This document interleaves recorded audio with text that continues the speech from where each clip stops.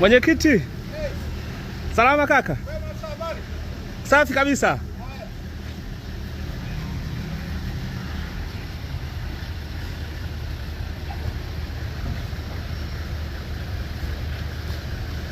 Asante mwenyekiti.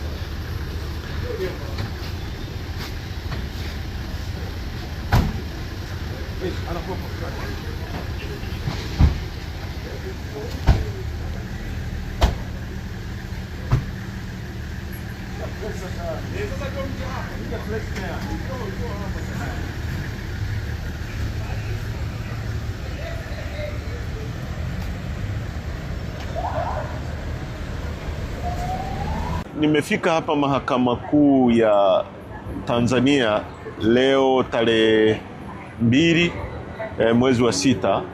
Tulikuwa njiani tunaelekea Kilwa, mkoa wa Lindi kwa ajili ya mkutano wa hadhara ambao upo kesho, lakini kaambiwa kwamba mwenyekiti wetu analetwa hapa, na kwa njia za usiri kama kawaida.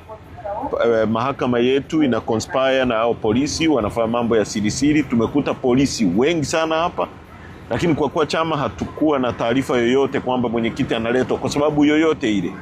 Tumefika hapa tumeambiwa aliletwa kwa ajili ya kesi ile ya chama ambayo alikuwa ameomba kuunganishwa kama mwenyekiti wa chama. Kwa hiyo mahakama imerule out kwamba madam kesi imeshafutwa, kwa hiyo hilo tukio la yeye kuunganishwa kama mlalamikaji kama mwenyekiti wa chama limekuwa overtaken na event. Kwa hiyo kesi imefutwa.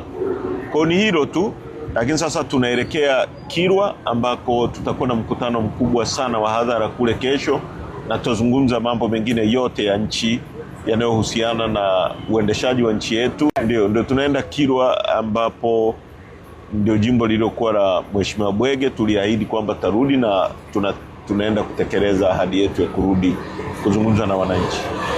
Pamoja na kupokea na wanachama. Yes. Asante.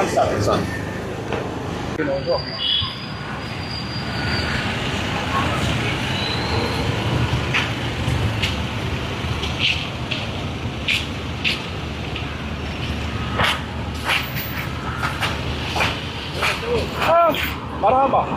Wakili Msoni. Hai. Kazi njema kaka.